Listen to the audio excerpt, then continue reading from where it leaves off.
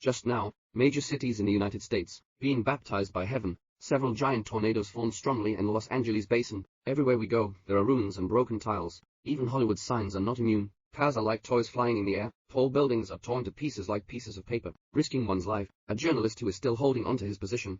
The billboard blown away instantly. Just half an hour. The entire city of Los Angeles has turned into ruins. Meteorologist Jack speaks on the rise of global warming through this disaster. Global warming is melting polar glaciers, thus changing the warm current structure of the Atlantic Ocean. Humans will enter the ice age ahead of time, if no further measures are taken. Thousands of years later, the Earth will become an ice hockey ball, but the Vice President of the United States doesn't think so. No one understands climate better than him. He believes that sacrifice the current economy to prevent the future. The climate after thousands of years is too foolish, but it hasn't been a few days yet. Climate anomalies occur around the world. When I was young, it suddenly started to hail like a sandbag. India, which often kills people with heat, never seen in 100 years, snowflakes have drifted up. Even the space station saw an unusually large storm. Clouds are covering the Earth. All of this foreshadows a devastating disaster approaching. Night. Jack suddenly received a call from Mumbai. They detected a sudden drop in seawater temperature of 13 degrees per hour. This may indicate that Jack's theory is about to become a reality. Extreme cold weather may have already begun. Jackton was startled. He never thought of it. Predict how quickly things will come in a few hundred years. Hence, he immediately called an emergency meeting, accurately predicting the arrival time of the glacier period through computer simulation overnight.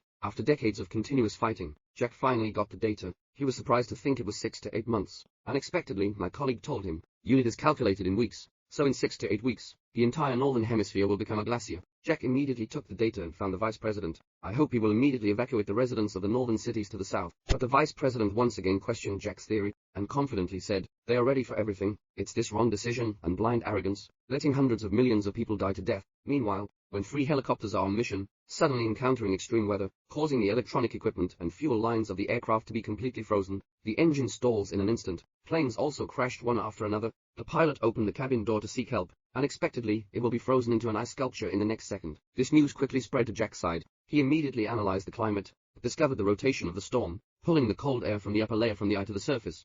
Due to the rapid descent speed, no time to heat up, so the temperature of the eye will be as low as 1 second, which can freeze people to death, and there are 3 more of these huge storms. 4 years at the same time, when the storm is over, the entire northern hemisphere will enter the ice age. Hence, Jack reports directly to the president, and emphasized the severity of this disaster. Then a boundary line was drawn on the map, and proposed to relocate the residents south of the boundary line to the south, and the people in the northern region have missed the best time to evacuate. I can only rely on fate. Fortunately, the president did not think Jack was alarmist like the vice president did. Instead, they adopted Jack's suggestion, but Jack himself didn't move south with him. He is preparing to go to the frozen north to rescue my son in New York.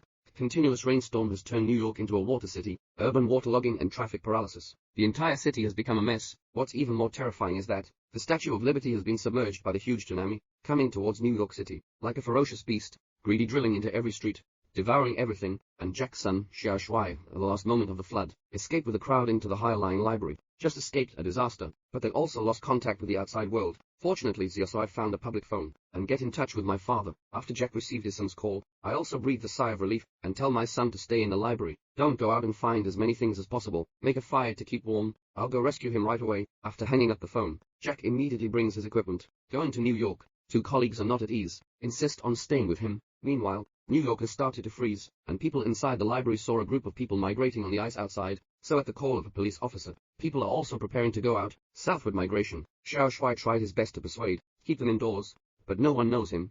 I wouldn't believe him. Without a doubt, what awaits them will be the fate of being frozen to death. Subsequently, Xiao Shuai organized the remaining people together. First find some food, next is to make a fire for warmth, waiting for father's rescue. Due to the lack of fuel, they used the library books for daily life. All books related to tax law and economics have been burned. I left a copy of everything else behind, although I don't know the specific situation outside, but Xiao always believed that his father would come to save him, and Jack's car won't be able to continue driving until halfway through. The 3 of them had to hike through the snow and wind. Just as they were about to arrive in New York, a teammate accidentally stepped on the glass of a shopping mall and fell off, although being held down by Jack and others. But glass cannot withstand the weight of a few people at all. Colleagues can only choose to cut the rope, sacrifice oneself, and another colleague also lost consciousness due to overwork. Jack can only pull him to find a place to rest temporarily. Suddenly, he realized that the wind had stopped. He immediately realized that Feng was about to arrive in New York, so he quickly took his companions and hid in a basement, raised a fire to cope with extreme cold. Meanwhile, the handsome few who were searching for medicine, the supplies outside also discovered the arrival of the storm,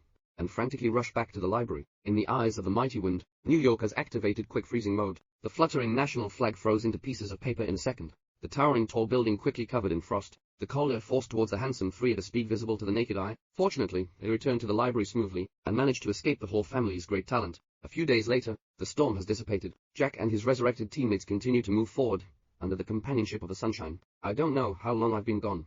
They finally saw the Statue of Liberty frozen in ice cream, and the entire lower half of the city is buried in the snow. The upper part became an ice sculpture, although it looks spectacular, but it lost its vitality forever. When they arrived at the library where Ziosai was located, there are only a few windows left that have been buried here. Jack still firmly believes that his son is still alive. After entering, he kept shouting the name of Xiao Shuai, but I haven't received any response. Suddenly, he saw a faint light emanating from a crack in the door. At this moment his mood is very complex. He couldn't imagine the scene inside, but I had to muster the courage to push open the door. After Ziosai's girlfriend saw Jack, asked them who they are, Ziosai proudly said. Ziosai didn't feel surprised when he saw his father, but with a very determined smile. This is the trust from loved ones. Not long after, survivors from all over the country have also received military assistance, and the vice president also publicly apologized to the world for his arrogance and foolishness at the time. That's the end of the movie.